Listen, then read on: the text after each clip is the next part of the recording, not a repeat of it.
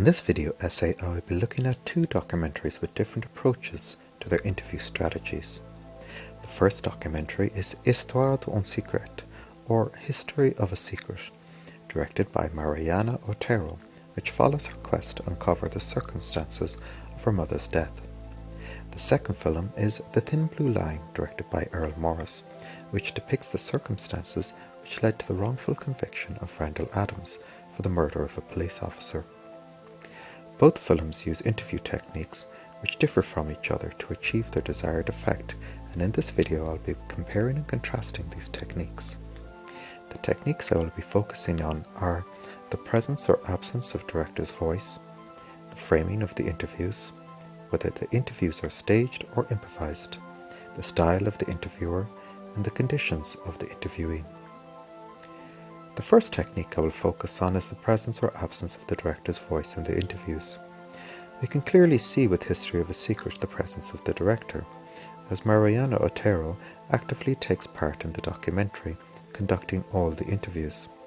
This contrasts with the approach taken by director Earl Morris, where the director's voice is absent and the interviewees look directly into the camera.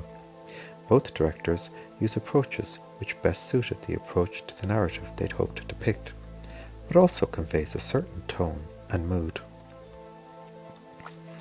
In these clips from History of a Secret, we can see how the director, Otero, is active in the frame and conducting the interviews directly. As this is Otero's story, it is entirely plausible to see her on screen interviewing the people involved as she tries to resolve the mystery surrounding the death of her mother. Her interaction with the interviewees is central to the emotional core of her film, allowing Otero to act as a bridge between the interviewees and the audience, guiding us through her experiences and discoveries. In contrast, this clip from The Thin Blue Line is typical of the approach taken by Morris for capturing his interviews. The director neither comments on the action nor explains the context of the interview. Morris prefers to keep his voice off the track and ask his questions off-screen, creating individual slices of narrative coming solely from the interviewees. This approach creates a string of different perspectives which act as a series of clues for the viewer to engage with, and thus provides the unique visual style which made the film so effective. Compared to History of a Secret, Morris did not want the emotional perspectives of his interviewees, as his narrative is less of an emotional journey for the audience, but rather a detective story to unravel, with the cold facts of the case relayed to the audience as part of the concept of the film.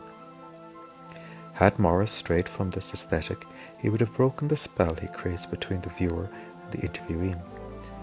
Morris employs reenactments instead, from the director's perspective, and this has the effect of punctuating the interviews with a sense of the violence and action that occurred.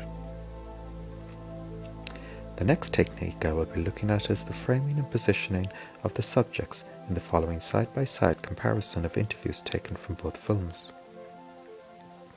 As you can see, on the left side of the screen, the characters in History of a Secret are moving freely and there is more than one person in the frame on many occasions. Compare that approach with the interviews on the right of the screen from The Thin Blue Line and we can see a marked difference in the approach and effect. It is very noticeable how the interviewees in The Thin Blue Line remain in the centre of the screen with their eye line on the upper third of the shot. We can see in the variation of shots used in History of a Secret that there is more dynamic and emotional charge in the framing. The use of panning shots and close-ups creates emotion and expression which reflects the interaction between the characters. There is a combination of interior and exterior interviews which has the cumulative effect of drawing the viewer into the emotional journey of the story being told. In contrast, The Thin Blue Line seeks to restrict the emotional distractions by keeping to a very rigid structure.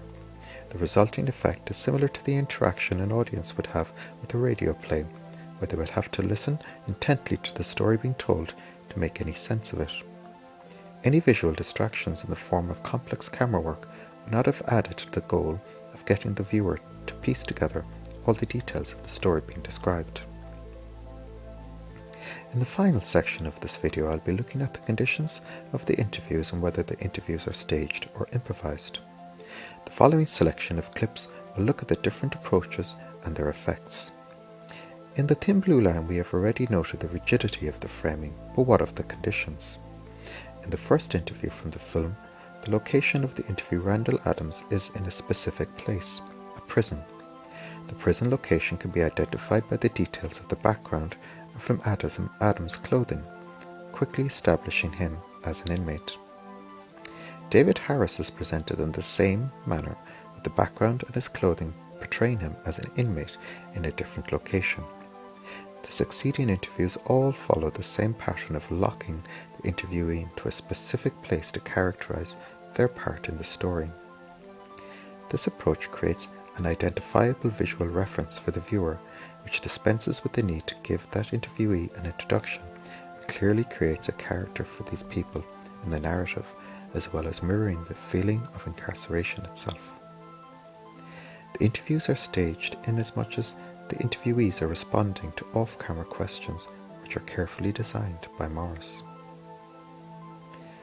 In contrast to the thin blue line, the interviews in History of a Secret take a different direction.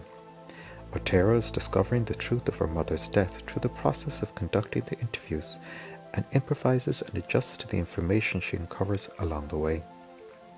The people involved are captured in a variety of locations, in cars, nursing homes, apartments, and gardens. In fact, wherever Otero has the chance to engage meaningfully with the person, and so the conditions of the interviews are not static or staged.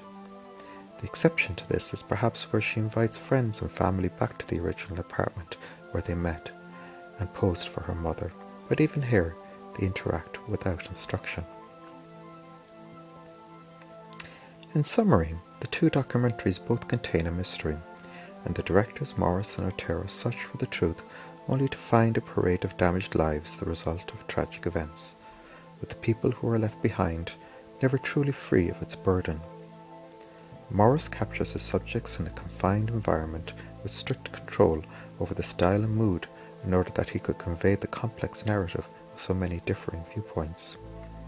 Otero travels from person to person, taking the viewer along with her on a journey which slowly picks away at a secret, uncovering the truth of how her mother died, but also creating a portrait of who the person was. Both filmmakers use very different interview techniques to achieve what they want from their interviewees. Morris uses a very rigid technique with a collection of talking heads and a structured layout.